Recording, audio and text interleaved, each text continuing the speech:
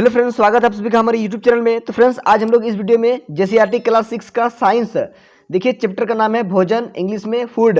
तो ये चैप्टर पहला है और ये देखिए इस वीडियो का ये दूसरा पार्ट है। मैंने इसका पहला पार्ट ऑलरेडी अपलोड कर दिया है। यदि आपने उस वीडियो को अभी तक नहीं देखे हैं तो प्लेलिस्ट में जाके देख सकते हैं, या फिर इस वीडियो के डिस्क्रिप्शन में मैंने लिंक दिया है, वहाँ से लिंक क्लिक करके आप देख सकते हैं। पिछला वीडियो में हम लोग भोजन में मुख्य पोषक तत्व देखे थे, कार्बोहाइड्रेट, प्रोटीन, वसा, विटामिन, और इसके परीक्षण भी हम लोग देख लिए थे, ठीक है ना। तो चलिए फ्रेंड्स, अब आगे हम लोग देखते हैं। जो भी है इसको एक एक लाइन करके समझेंगे, इसको एकदम आसान शब्द में। तो देखिए फ्रेंड्स, यहाँ पर दिया हुआ है ए फिगर में विटामिन ए के स्रोत। यहाँ पर दिख रहा है आपको, ये विटामिन ए का स्रोत है, दूध है, मछली का तेल और भी बहुत सारा चीज़ है। फिर देखिए यहाँ पर बी फिगर में आपको दिख रहा है विटामिन बी के स्रोत। तो यहाँ से देख लीजिए, ये विटामिन बी का स्रोत आपको यहाँ पर दिख रहा है, आपका बुक में भी दिखता होगा। उसके बाद देखिए यहाँ पर सी फिगर में विटामिन सी के स्रोत दिख रहा है, ये देखिए बुक में भी आपको दिख रहा होगा विटामिन सी का स्रोत। उसके बाद देखिए डी फिगर में विटामिन डी के स्रोत, यहाँ से विटामिन डी का स्रोत यहाँ पर दूध, मक्खन, अंडा, मछली, इस तरीके से पनीर यहाँ दिख रहा है। तो चलिए अब आगे हम लोग देखते हैं। अब आगे हम लोग देखेंगे संतुलित आहार। यहाँ पर दिख नहीं रहा है क्लियर से, आप अपना बुक में देख लीजिएगा, ठीक है ना, अच्छा तरीके से वहाँ दिख रहा है बुक में। चलिए यहाँ पर देखते हैं। हमारे शरीर की वृद्धि और अच्छे स्वास्थ्य को बनाए रखने के लिए हमारे आहार में सभी पोषक तत्व उचित मात्रा में होना आवश्यक है। देखिए फ्रेंड्स, यहाँ पर कहता है कि हम लोग का शरीर को अगर वृद्धि होना है, अगर हम लोग का शरीर अगर बढ़ेगा तो उसके लिए क्या करना पड़ेगा, तो अच्छे स्वास्थ्य बनाए रखने के लिए हमारे शरीर में क्या जरूरत होता है, आहार में सभी पोषक तत्व होना चाहिए उचित मात्रा में। तभी क्या होगा, वो हम लोग का शरीर वृद्धि हो पाएगा, ठीक है ना। फिर आगे देखिए यहाँ पर, साथ ही इसमें पर्याप्त मात्रा में रुक्षांश तथा जल भी होना चाहिए। इस प्रकार के आहार को संतुलित आहार, बैलेंस डाइट कहते हैं। तो देखिए फ्रेंड्स, आहार में जो है ना रुक्षांश, जल भी होना चाहिए, ठीक है ना। तब यहाँ पर देखिए इस प्रकार के आहार को हम लोग क्या कहेंगे, बैलेंस डाइट, संतुलित आहार कहेंगे इसको। चलिए आगे देखते हैं। आहार की आवश्यकता उम्र के अनुसार बदलती भी रहती है। तो देखिए फ्रेंड्स, आहार जो है ना उम्र के अनुसार, अगर आप छोटे हैं तो कम आहार करेंगे, आहार मतलब भोजन, कम भोजन करेंगे, कम खाना खाएंगे। अगर उम्र आपका अधिक है तो आप ज़्यादा भोजन करेंगे, है ना। तो यहाँ पर उम्र के अनुसार आपका जो आहार है वो बदलते रहता है। क्या आपने ध्यान दिया है कि बच्चे एवं बड़ों व्यक्ति के भोजन में अंतर होता है। तो देखिए यहाँ पर कह रहा है कि छोटा बच्चा और बड़ा बच्चा में क्या अंतर है भोजन में, आहार में। तो हाँ, जरूर है, भोजन में अंतर जरूर होता है, इसमें अंतर होता है। छोटा बच्चा कम खाता है, बड़ा बच्चा ज़्यादा खाता है ना, और बड़े लोग भी ज़्यादा खाते हैं। देखिए यहाँ पर आगे है, क्या शरीर कार्यों के आधार पर भी संतुलित आहार निर्भर करता है। क्या एक किसान और एक ऑफिस में काम करने वाले व्यक्तियों का आहार में अंतर होना चाहिए, चर्चा करें। तो देखिए यहाँ पर चर्चा करने बोल रहा है, यहाँ पर कह रहा है कि एक ऑफिस में बैठा हुआ जो आदमी है वो इसका खाना, और एक मतलब एक किसान जो कि अब खेत में काम कर रहा है, ठीक है ना, तो इसका भोजन क्या दोनों का सेम होगा, तो दोनों का बराबर नहीं होगा, ठीक है ना। ऑफिस में काम करने वाले ये भोजन कम खाएंगे फिर भी चलेगा, लेकिन जो खेत में काम कर रहे हैं, खेत खलिहान में काम करने वाले, इसको भोजन का जरूरत अधिक होगा, क्योंकि ये तो पूरा शरीर को खटा रहा है, पूरा शरीर से उसका मीन्स उसका जितना भी शरीर में ताकत है सारा ताकत ये लगा दे रहा है। और यहाँ पर ये तो सिर्फ अपना माइंड को, अपना दिमाग से ये काम कर रहा है ना। तो देखिए इस तरीके से। अब यहाँ पर देखिए इधर दिया हुआ है, आगे हम लोग देखेंगे। अब यहाँ पर दिया, अब देखिए आइए अब एक भोजन पिरामिड, फूड पिरामिड बनाते हैं। इंग्लिश में इसको फूड पिरामिड बोलेंगे, भोजन पिरामिड। बताइए हम क्या क्या खाते हैं। अपने उत्तर को इस प्रकार लिखिए कि आहारों का निम्न रूप से वर्गीकरण हो सके। बन गया भोजन पिरामिड। तो देखिए यहाँ पर एक भोजन पिरामिड बना हुआ है इस तरीके से, ये भोजन पिरामिड है ना। तो देख लीजिए यहाँ पर है दूध, दही, ठीक है ना, और यहाँ पर देखिए यह दिया हुआ है आपका मछली, अंडा, और यहाँ पर दिया हुआ है आपका तेल, घी, और यहाँ पर मक्खन दिख नहीं रहा है ठीक से। उसके बाद देखिए यहाँ पर सब्जी, फल है, और यहाँ पर देखिए रोटी, चावल है, ठीक है ना। तो यहाँ पर ये भोजन पिरामिड है इस तरीके से। यहाँ से भोजन पिरामिड आप देख लीजिए, अपना बुक में भी दिया हुआ है आपका। चलिए अब आगे देखते हैं, रंग बिरंगे भोजन। तो यहाँ पर देखिए, बताइए कि तिरंगे में कौन कौन से रंग है। तो देखिए अब तीनों रंगों से मिलते जुलते रंगों के खाद्य सामग्रियों की सूची बनाइए। तो देखिए तिरंगा झंडा में जो हम लोग का है भारत देश का तिरंगा झंडा, उसमें क्या क्या होता है, तो केसरिया होता है, सफ़ेद होता है और यहाँ पर हरा होता है। तो यहाँ पर तीनों रंगों से मिलते जुलते रंगों के खाद्य सामग्रियों का सूची बनाना है आपको। सूची इस प्रकार का हो सकता है, देखिए यहाँ पर केसरिया या लाल रंगों की खाद्य सामग्री। तो देखिए केसरिया या लाल रंग का खाद्य सामग्री क्या हो सकता है, टमाटर हो सकता है, गाजर हो सकता है, सेब हो सकता है। सफ़ेद रंग की खाद्य सामग्री क्या होगा, तो चावल होगा, दूध होगा, आलू होगा, अंडा होगा, है ना। और आगे देखिए हरे रंग की खाद्य सामग्री क्या हो जाएगा, मटर होगा, कद्दू होगा, नेनुआ होगा, पालक होगा, और भी बहुत सारा खाद्य सामग्री हो सकता है ना।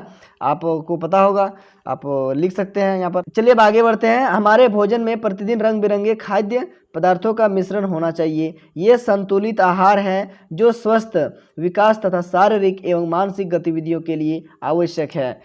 तो देख लीजिए यहाँ पर। चलिए अब आगे हम लोग देखते हैं पोषक तत्व को नष्ट होने से बचाने हेतु कुछ सावधानियां।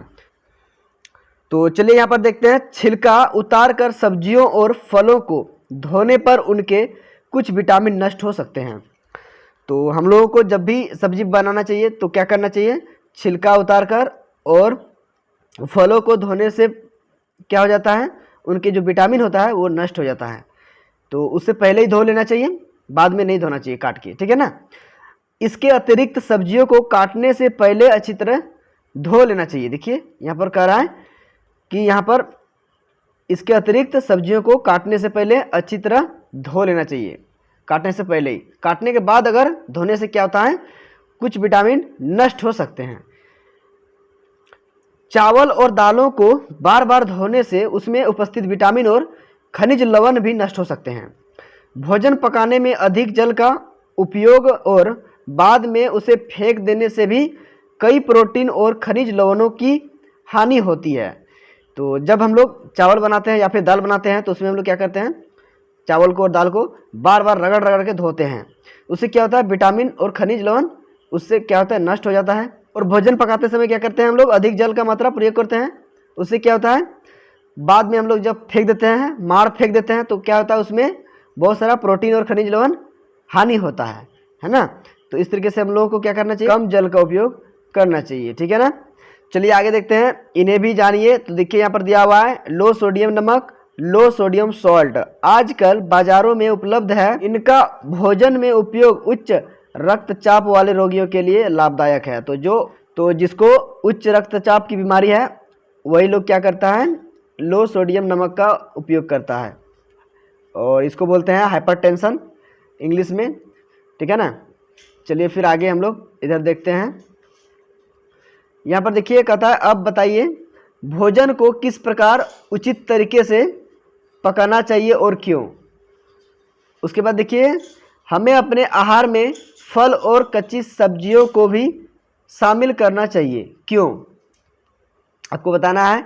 आगे देखिए, जंक फूड या फास्ट फूड। तो देखिए जंक फूड और फास्ट फूड क्या है, इसके बारे में भी थोड़ा सा जान लेते हैं। देखिए आजकल मेले, बाजार आदि में चाउमीन, पिज्ज़ा, बर्गर आदि मिलते हैं जिन्हें हम चाव से खाते हैं। इसे फास्ट फूड के नाम से जानते हैं, परंतु क्या ये हमारे स्वास्थ्य के लिए लाभदायक है। तो देखिए फ्रेंड्स, हम लोग क्या करते हैं, मेला में, बाजार में जो है ना, चाउमीन मिलता है, पिज्ज़ा मिलता है, बर्गर मिलता है, और भी बहुत सारा जंक फूड मिलता है ना, या फिर उसको हम लोग बोल सकते हैं फास्ट फूड। तो ये सभी क्या चीज़ है, तो हमारे स्वास्थ्य के लिए क्या लाभदायक है क्या, तो नहीं, ये लाभदायक हम लोगों के शरीर के लिए नहीं है। आइए देखें कितना नमक है फास्ट फूड में। तो देखिए जितना भी फास्ट फूड होता है ना, उसमें नमक का मात्रा कितना होता है, इसको देखते हैं। फास्ट फूड नमक की मात्रा, तो यहाँ पर देखिए चित्रानुसार मात्रा, यहाँ पर आपको दिख रहा है चित्र, ये सब जितना भी दिख रहा है सब क्या है, चित्र दिख रहा है, और यहाँ पर कितना मात्रा में नमक है ये यहाँ पर दिखाया गया है। सबसे पहले हम लोग देखेंगे चाउमीन। चाउमीन देखिए यहाँ पर है, ये फिगर में दिख रहा है आपको चित्र में, देखिए 1.7 ग्राम, 1.7 ग्राम आपका नमक यहाँ पर इसमें इतना मात्रा है। आगे देखिए यहाँ पर है ब्रेड चॉप। ब्रेड चॉप जो आप लोग खाते भी हैं हटिया में, बाजार में, मार्केट में, मेले में, बहुत सारे जगह पर मिलता है। तो देखिए इसमें नमक का मात्रा कितना होता है, 0.5 ग्राम, मीन्स 0.5 ग्राम इसमें नमक का मात्रा होता है। आगे देखेंगे हम लोग पिज्ज़ा। तो देखिए इसमें 1 से 1.20 ग्राम तक इसमें नमक का मात्रा होता है। आगे देखेंगे हम लोग पाव भाजी। तो इसमें देखिए नमक का मात्रा है 0.6 ग्राम। उसके बाद देखेंगे बर्गर। तो बर्गर में 1 ग्राम नमक का मात्रा होता है। तो देखिए फ्रेंड्स, अधिक नमक के सेवन से उच्च रक्तचाप हाइपरटेंशन की बीमारी होती है। उच्च रक्तचाप को इंग्लिश में हम लोग बोलते हैं हाइपरटेंशन। तो हाइपरटेंशन की बीमारी होती है, तो ज़्यादा नमक वाला खाद्य पदार्थ नहीं खाना चाहिए। ये सब जंक फूड हमारे शरीर के लिए, स्वास्थ्य के लिए लाभदायक नहीं होता है ना। चलिए अब आगे हम लोग देखेंगे खनिज लवण के स्रोत। देखिए यहाँ पर खनिज लवण के स्रोत दिया हुआ है, आयोडीन के स्रोत, फास्फोरस के स्रोत, लौह के स्रोत, कैल्शियम के स्रोत। तो यहाँ पर देखिए फ्रेंड्स दिया हुआ है आपका आयोडीन के स्रोत में सबसे पहले हम लोग देखेंगे। तो देखिए यहाँ पर जो है ना आयोडीन के स्रोत में मछली आपका है, केकड़ा है, आयोडाइज्ड नमक है, अदरक है, समुद्री उत्पाद है, मीन्स समुद्र में पाए जाने वाले जो भी जीव जंतु है उसको, ठीक है ना। आगे हम लोग देखेंगे फास्फोरस के स्रोत। तो देखिए फास्फोरस का स्रोत किस में पाया जाता है? केला में, दूध में, मिर्च में, फ्रेंच बीन में और बादाम में पाया जाता है। तो देख लीजिए इसको लौह के स्रोत। तो देखिए लौह के स्रोत में किसमें मीन्स आयरन का मात्रा किसमें पाया जाता है? पालक में पाया जाता है, सेब में पाया जाता है, मड़ुआ में पाया जाता है, साबुत अनाज में पाया जाता है, यकृत में पाया जाता है। तो इसको आपको याद रखना है। कैल्शियम के स्रोत देख लीजिए दूध में, अंडा में, मूली में, सलगम में और केला में पाया जाता है कैल्शियम का मात्रा। तो ये स्रोत है ये सभी चीज़ का, देख लीजिए। उसके बाद देखिए यहाँ पर जो है ना आयोडीन का, यहाँ पर देखिए यहाँ पर चित्र दिख रहा है ए में, आपको यहाँ पर आयोडीन का यहाँ पर मात्रा इसी चीज़ में मिलता है। मछली है, अदरक है और भी यहाँ पर देखिए समुद्री यहाँ पर देखिए जीव जंतु दिख रहा है, ठीक है ना। इस तरीके से आयोडीन, इसमें आयोडीन का मात्रा होता है। फिर देखिए यहाँ पर आपको फास्फोरस बी फिगर में दिख रहा है, जैसे यहाँ पर केला में फास्फोरस का मात्रा होता है, दूध में और भी बहुत सारा यहाँ पर दिया हुआ है, आप अपना बुक से देख सकते हैं। आगे देखिए यहाँ पर कैल्शियम के स्रोत यहाँ पर दूध में, अंडे में, लौह के स्रोत पालक में, सेब में, यकृत में, इस तरीके से यहाँ पर दिया हुआ है। आगे देखिए फ्रेंड्स यहाँ पर अब बताइए, यहाँ पर कहता है देखिए इसमें देखिए कहता है आजकल बाजार की मांग को पूरा करने के लिए केला, आम आदि फलों को कार्बाइड से पकाया जाता है। क्या इस तरह के पके फल स्वास्थ्य को नुकसान पहुंचा सकते हैं? कारण बताइए। तो देखिए फ्रेंड्स यहाँ पर जो है ना हम लोग क्या करते हैं, बाजार में जो मिलता है, मार्केट में आम आया हुआ है, केला आया हुआ है, ये सब क्या है? तो ये सभी कार्बाइड रासायनिक पदार्थ से पका हुआ चीज है। तो कार्बाइड मतलब रासायनिक पदार्थ से पका हुआ जो हम लोग फल खाते हैं, तो उससे क्या होता है, इससे हमारा स्वास्थ्य को नुकसान हो सकता है ना। तो आजकल बाजार की मांग को पूरा करने के लिए क्या किया जाता है, जैसे केला, आम आदि फलों को कार्बाइड रासायनिक पदार्थ से पकाया जाता है और वहाँ पर बाजार का मांग को पूरा करता है। चलिए अब आगे देखते हैं, इन्हें भी जानिए। तो देखिए फ्रेंड्स यहाँ पर जो है ना आपको इससे भी जान लेना है। देखिए झारखंड राज्य के साग सब्जियों के पोषक तत्वों एवं औषधीय उपयोग वाले पौधों की सूची बनाने का रहा है। अब चलिए आगे देखते हैं। देखिए इसमें कहता है आपने भोजन में पोषक तत्वों का शरीर के लिए महत्व जान लिया है। अब बताइए यदि इनमें कोई पोषक तत्व शरीर को न मिले या कम मात्रा में मिले तो क्या होगा? तो देखिए फ्रेंड्स यहाँ पर कि आपने तो भोजन का जो भी पोषक तत्व है उसके बारे में, उसका महत्व के बारे में तो जान ही लिया होगा। तो अब बताना है आपको इसमें कोई पोषक तत्व अगर शरीर को न मिले तो क्या होगा, है ना। मतलब कम मात्रा में मिल जाएगा तो उसमें क्या हो जाता है। देखिए यहाँ पर कहता है जब शरीर को आवश्यक मात्रा में पोषक तत्व नहीं मिलते हैं तो इस स्थिति को कुपोषण, मेलन्यूट्रिशन कहते हैं। इसके कुछ उदाहरण देखिए। तो यहाँ पर देखिए कुपोषण का कुछ उदाहरण नीचे यहाँ पर दिया गया है। देखिए पहला चित्र में आपको यहाँ पर स्पष्ट रूप से आपका बुक में दिख रहा होगा, यहाँ पर दूसरा चित्र में आपको भी स्पष्ट रूप से आपका बुक में दिखता होगा। ए वाला चित्र में देखिए सूखा रोग से ग्रसित रोगी और बी नंबर में देखिए क्वाशियोरकर रोग से पीड़ित बच्चा। तो इस तरीके से ये हालत हो जाता है, कुपोषण रोग इसी को कहते हैं। अब आगे देखेंगे हम लोग यहाँ सूखा रोग, मरासमस। यहाँ पर देखिए इसमें कहता है कम भोजन मिलने पर प्रोटीन तथा कार्बोहाइड्रेट की मात्रा कम हो जाती है, शरीर दुबला पतला हो जाता है और पसली की हड्डियाँ दिखाई देने लगती है। तो ये जो लक्षण है किसमें होता है, तो सूखा रोग का ये लक्षण है। आगे देखेंगे हम लोग क्वाशियोरकर। तो देखिए ये क्वाशियोरकर रोग क्या है, यदि भोजन में प्रोटीन कम हो तो बच्चे में वृद्धि रुक जाती है एवं पेट फूल जाता है। मतलब वहाँ पर जो है ना क्वासियोरकर जो है, यहाँ पर देख लीजिए आपको फिगर बी में दिख रहा है, क्वासियोरकर रोग से पीड़ित बच्चा यहाँ पर क्या हो जाता है, शरीर में यहाँ पर इसका शरीर क्या हो जाता है, वृद्धि इसका रुक जाता है, लेकिन इसका पेट जो है ना ये बड़ा हो जाता है, पेट बड़ा हो जाता है। और यहाँ पर देखिए ये सूखा रोग से क्या हो जाता है, इसका हड्डी पसली दिखने लगता है, ठीक है ना, इसका इस तरीके से हड्डी पसली दिखने लगता है। तो इस तरीके से है। अब आगे हम लोग देखेंगे रतौंधी, इसको बोलते हैं नाइट ब्लाइंडनेस रोग, है ना, इंग्लिश में बोलते हैं नाइट ब्लाइंडनेस, रतौंधी रोग। तो देखिए फ्रेंड्स ये कैसे होता है, तो विटामिन ए की कमी से रात में कम दिखाई देने लगता है, यही इसका लक्षण है। किसका, तो रतौंधी, रात में अंधा रतौंधी, है ना, रात में अंधा रतौंधा, इस तरीके से याद रखना है आपको, रतौंधी नाइट ब्लाइंडनेस ये बीमारी का नाम है। तो देखिए कैसे होता है, तो विटामिन ए की कमी से रात में कम दिखाई देने लगता है।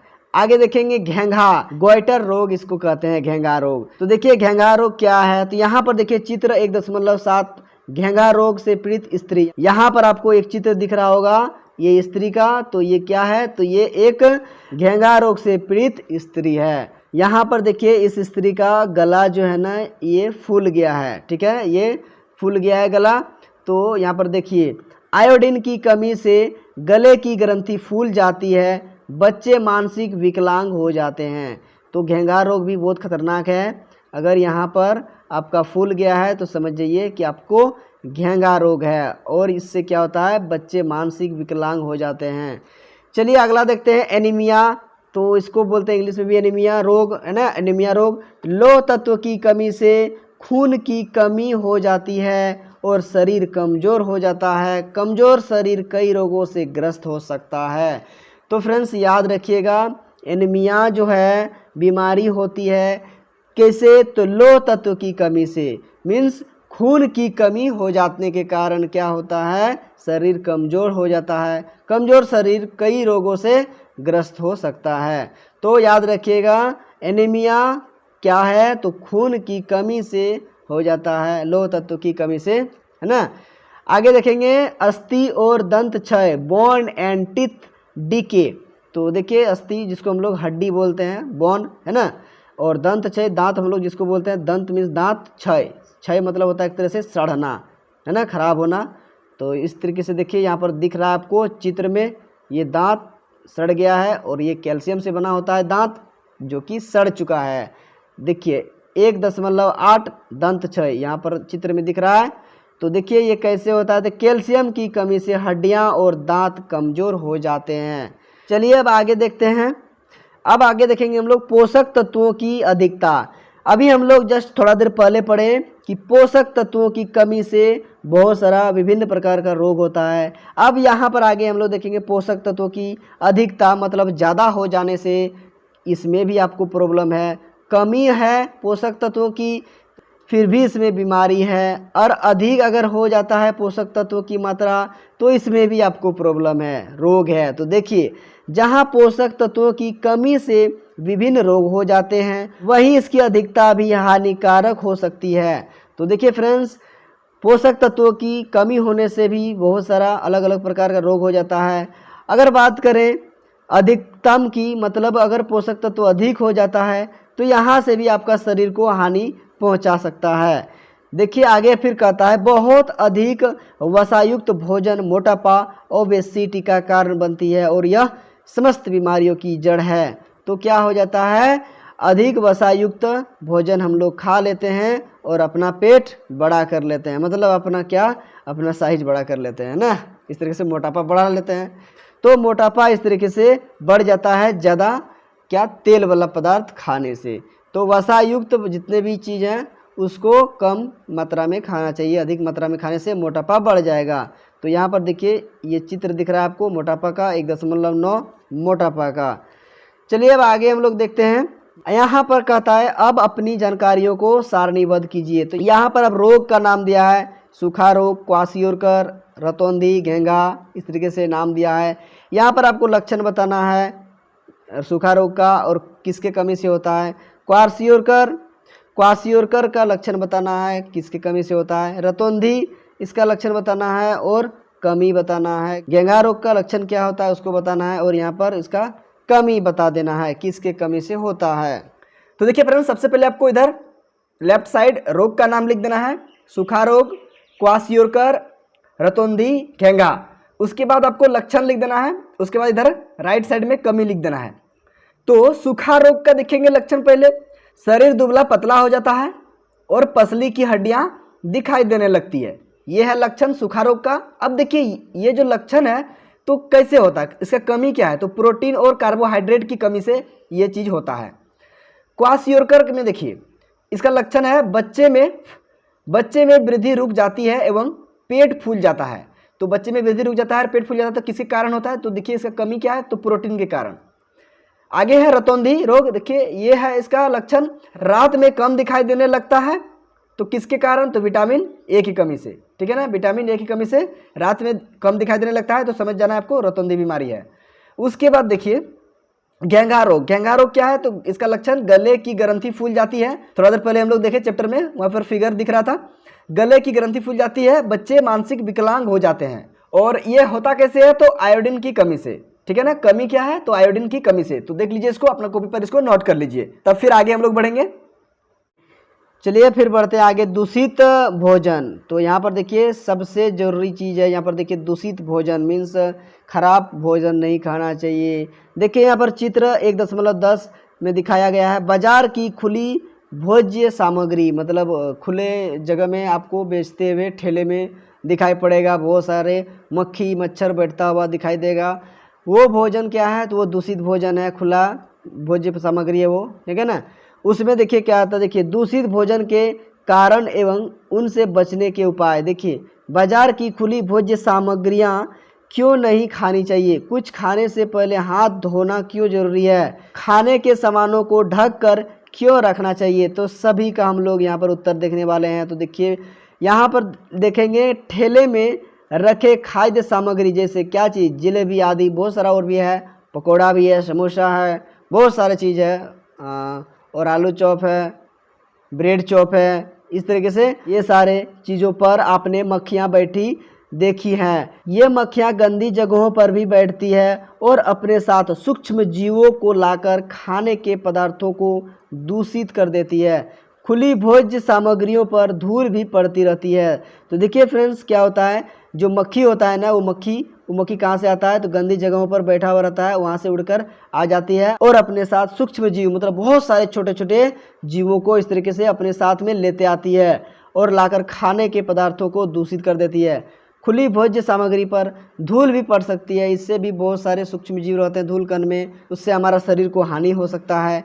बासी खाना भी खाने योग्य नहीं होता है, यह भी दूषित हो जाता है यदि रेफ्रिजरेटर आदि में रखा न जाए। अगर आपके पास फ्रिज है तब तो ठीक है, और नहीं है फ्रिज तब तो आपके लिए वो खाना बेकार हो जाएगा, ठीक है ना। तो देखिए फ्रेंड्स, इस पाठ में हमने यह जानने का प्रयास किया कि भोजन पौष्टिक जरूरी है। भले ही विभिन्न क्षेत्रों के भोजन में विविधता हो, परंतु इसमें पोषक तत्वों का वितरण सामान्य होता है।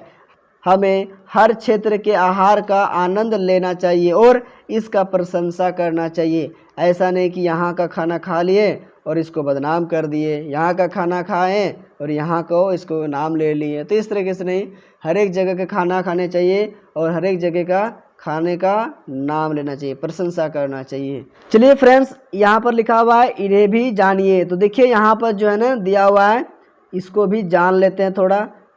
देखिए यहाँ पर कहता है, विश्व सांस्कृतिक उत्सव में रांची के नामकुम प्रखंड के 2 किसानों खुदीराम मुंडा एवं जूलियस तिग्गा को प्रतिष्ठित श्रेष्ठ कृषि साधक राष्ट्रीय पुरस्कार से सम्मानित किया गया है। उन्हें यह पुरस्कार रसायन मुक्त जैविक खेती में योगदान के लिए प्रदान किया गया है। जैविक खेती के बारे में अपने बड़े बुजुर्गों से पता कीजिए। तो देखिए फ्रेंड्स, यहाँ पर जो है ना रांची के नामकुम प्रखंड के 2 किसान थे, खुदीराम मुंडा और जूलियस तिग्गा। इन दोनों को कृषि साधक राष्ट्रीय पुरस्कार से सम्मानित किया गया है। तो किस लिए किया गया है, क्योंकि रसायन मुक्त जैविक खेती किया, इसलिए उन दोनों को पुरस्कार द्वारा सम्मानित किया गया। तो चलिए फ्रेंड्स, आगे हम लोग देखेंगे हमने सीखा, क्या सीखा तो देखते हैं। देखिए, हमारे भोजन के मुख्य पोषक तत्व कार्बोहाइड्रेट, प्रोटीन, वसा, विटामिन तथा खनिज लवण है। ये सीखे हम लोग। और क्या सीखे? इसके अतिरिक्त रुक्षांश और जल भी भोजन के आवश्यक अंग है। कार्बोहाइड्रेट तथा वसा हमारे शरीर को मुख्य रूप से ऊर्जा प्रदान करते हैं। प्रोटीन तथा खनिज लवण की आवश्यकता हमारे शरीर की वृद्धि के लिए होती है। विटामिन हमारे शरीर की रोगों से रक्षा करने में सहायता करते हैं। आगे देखिए, संतुलित आहार में हमारे शरीर के लिए आवश्यक सभी पोषक तत्व तथा पर्याप्त रुक्षांश और जल उचित मात्रा में सम्मिलित रहते हैं। और क्या देखें, हमारे शरीर में लंबे समय तक एक या एक से अधिक पोषक तत्वों की कमी से विशिष्ट रोग या विकार उत्पन्न हो सकता है। अगर पोषक तत्वों की कमी हुआ तो उससे अलग अलग प्रकार का, विभिन्न प्रकार का रोग उत्पन्न हो जाएगा, विकार उत्पन्न हो जाएगा, शरीर में कुछ कमी हो जाएगा, ठीक है ना। फिर उसको पूर्ति करने के लिए पोषक तत्वों का आवश्यकता हो जाएगा। तो फ्रेंड्स, इस तरीके से आज हम लोग JCERT क्लास 6 साइंस पाठ पहला का जो है ना, हम लोग एक एक लाइन करके इसको समझें। तो फ्रेंड्स, वीडियो अच्छा लगा तो वीडियो को एक लाइक जरूर कर दीजिएगा।